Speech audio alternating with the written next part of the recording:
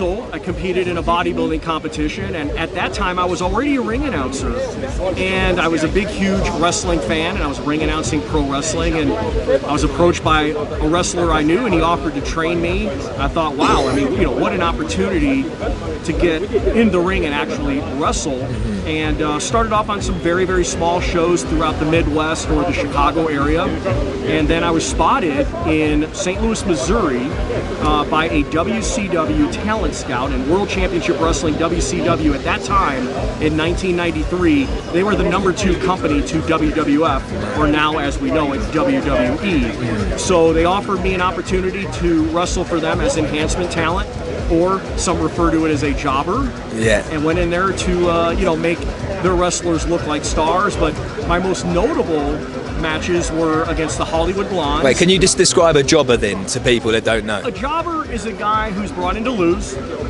and they just want to make their stars look like stars. So they're the journeyman of the a journeyman of professional wrestling.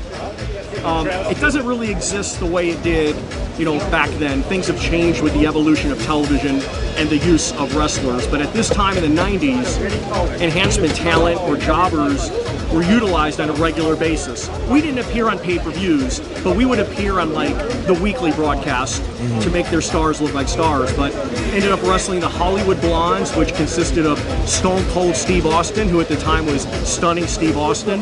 His tag team partner was... Did you actually wrestle with him yourself? I wrestled Stone Cold Steve Austin, yeah. That's so sick. I was Tommy Tanna. If you go on YouTube and Google Hollywood Blondes versus jobber Tommy Tanna, T-A-N-N-A, you'll see one of my matches there against Stone Cold, but he was Stunning Steve Austin. He wasn't Stone Cold yet. And that was a tag team match. His partner was Flying Brian Pillman. Also wrestled Ravishing Rick Rude, who was a big star from the 80s and early to mid 90s as well. Sadly, he passed away. How did you stay clear of injuries? Because wrestling training is some of the hardest training you can do as an athlete. I know obviously people say, oh, it's fake.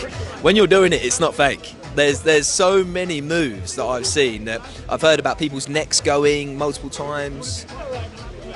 Well, in professional wrestling, you're never in there to hurt your opponent. You want to make it look like you're hurting your opponent. That's the magic of professional wrestling. So thankfully, I never broke any bones. Wrestled for about 2 years. The whole WCW stint was very brief, but it was a dream come true to wrestle at that level. Yeah, I can imagine. And then fast forward to today, we're currently at the biggest fight week arguably ever in boxing. So would you say for yourself this is the biggest card you've ever been on by a country mile? You know, everybody's calling this the fight card of the century, the greatest fight card ever, and how can you disagree with that? From top to bottom, this is a great card. I just feel very honored. As a ring announcer, you dream of moments like this. You dream of opportunities like this to perform at this stage with the world watching and with the greatest athletes in boxing. So just an honor to be part of it. And then go back to your first ever time ring announcing. What was that like compared to now? Where was that? What was the main event? What year was it? Well, that was back in the 1940s. No, it was 1991. Yeah. I made my ring announcing debut when I was 17 years old. I was only a senior in high school. And I had an interest in broadcasting, but certainly ring announcing wasn't anything that I was, thinking about. Was it just sprung on you? Until a friend of mine's brother became a professional boxer. And I went to see him box, and because I was interested in broadcasting, I saw that they had an announcer in the ring. I thought, wow, I'd like to try that. So it just started off with just thought of giving it a try, and it's turned into an over 30-year career. And how did you find it the first time getting in there, trying to say everyone's names? I was very nervous.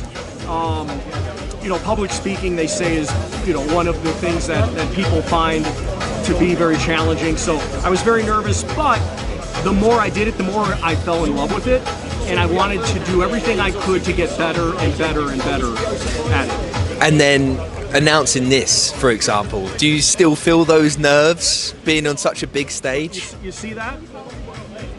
This is my TV hand. I think the key is preparation.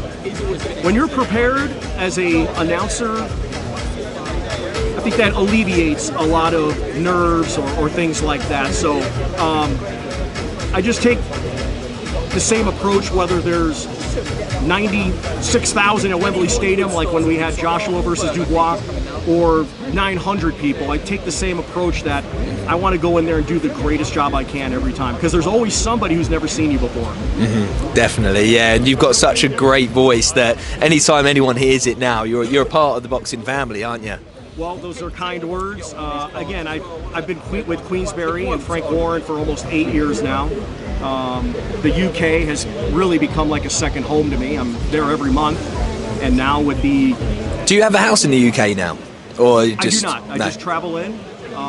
Queensberry is great at accommodating me. Like, actually, from this event, I'm going straight to England because we have a show March 1st in Bournemouth. I'll be there, yeah. So it didn't really make sense to go home and then fly to England. So just going to do the 5-6 hour flight to England and be there already for the fights in Bournemouth. What's been your favourite place that you visited in England? Ooh. For putting you on the spot here.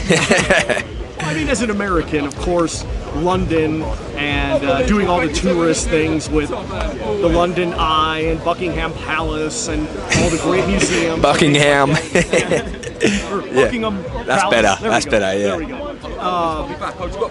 But yeah, I've enjoyed all the different places I've been to in the UK. Because most Brits hate living there. It's a miserable time a lot of the time, and it gets to the weekend, and luckily that's when you're there, and they all come out for a good time. Everyone lives for the weekend in England. Well, that's been the best part of working shows in the UK, is the great boxing fans that they have there. The enthusiasm that they show at these events always raises the hair on my arms. Yeah, it's so nice. So many people do a job they don't like or whatever, and then that's their scapegoat. And yeah, to even have the events that we're getting now, because I'm a huge boxing fan, I'm so privileged to be at these events, and even Bournemouth, very, very stacked. That'll be my first time working in Bournemouth. That has eluded our schedule since I started with Frank Warren. And I'm guessing you announced the last Ryan Garner fight too, didn't you? That was on the undercard of Joyce Chisora, I believe. Yep, and I did. Yeah. Yes, I did. Yeah, that was a great card. So, what has been your favourite presenting job yet? Has there been any nights where you've just been like a pinch me moment? Have you just been like, wow? Without a doubt. Wembley Stadium, over 90,000 fans for Joshua versus Dubois. Well, at this point of my career, it was just definitely a pinch me moment to stand inside that ring and see a sea of people. And as a performer, there are very few people who can say they performed in front of over 90,000 people. So I feel very fortunate to have been in that position. Yeah, it was an incredible night. And even when Sweet Caroline came on, I had goosebumps, everything, just so chilling. But then also in America, 90,000 people would pack out a stadium just for a college game, which is crazy. Yeah, there's certainly no stranger to big crowds in the United States, especially with like car racing and things like that. They draw incredible crowds for that sport. Tell us something that we don't know about you. Is there any hobbies? I'm a pretty simple guy, 51 years old. I really, when I'm home, I kind of keep a low profile. Have you got a big family? I don't have a big family. I grew up with just one sister. Didn't have any brothers or anything like that. Father passed away when I was very, very young. I was around 11, 12 years old. Sorry to hear that. So it was just me, my mom, and my sister. But I do have a great family, a lot of great friends, and they've all been incredibly supportive throughout my journey as a ring announcer. And have you got kids? No kids. No. I was going to say, this must be such a tough job when it comes to obviously having kids and things. Like, people don't see the ins and outs. One thing I've realised over the last 6 months, the amount of travelling and the amount of just being here, there and everywhere, it's so hard to commit to anything. It really is challenging on relationships. The traveling, you're away from home constantly, but I love what I do, and I think it's a small price to pay to do something I love. And you sort of got a family away from it anyway, right? So there's probably people at every single event that you see that you're so close with anyway. That's what I love about it. Everywhere we go, you always see a familiar face. It doesn't matter what country you're in, there's always going to be somebody that you've crossed paths with or worked with before. So I think that's one of the coolest things about our industry. So lastly, I just want to talk about the card briefly. Is there any fight that you're excited for the most? Actually, no, before I even ask that, sorry. Congratulations and thank you for saying all of the fighters' names correctly, even how you say Joseph Parker's actual Samoan name. I'm trying. Like it's so nice to hear, because we were talking to them on Monday, and that it's so important to a fighter to be announced the way they want to be announced. Like we actually found out Joshua Boakye, his last name is actually Boakye, like it's like a CHE. So he taught us that on Monday, but it's so important for fighters to be called the right name. I think fighters really appreciate that when you show that level of professionalism to want to say the name the way they say it. So I always ask a fighter, this is how everybody else says it, but how do you want me to say it? So Zhulei Zhang is how he says his last name. I know his nickname is Big Bang, and we've all said at one time Zhang, but if you ask him, it is Zhang, and I will be going with that this week. So it's a little tricky because certain fighters get known for a certain way that their names are pronounced, like Buatsi. Everybody knows him as Buatsi. So I know. It would be a little strange for me to go in there and not say Buatsi, because that's what all the fans have become accustomed to. So, but I take a lot of pride in doing the best I can to announce these foreign fighters or any fighter and their name correctly. And lastly, so what's the best fight on this card, do you think, as a fan? Well, look, whenever you're part of an event with an undisputed title fight, you're breathing rare air. So to have an undisputed fight on Saturday, Beterbiev, Bivol, a rematch. The first fight was razor close.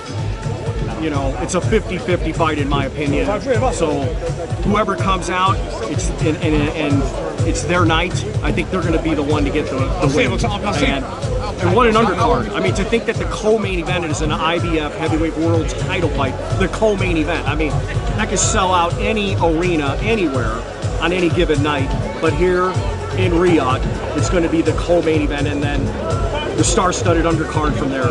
Yeah, Riyadh season's just insane, isn't it? Look, what His Excellency has done in the past 14 months, for you as well, to see that change in the last 14 months, like, it's mental. I've got no words to describe it, really. I'm actually doing a long-form documentary on it, but he's revolutionised the sport.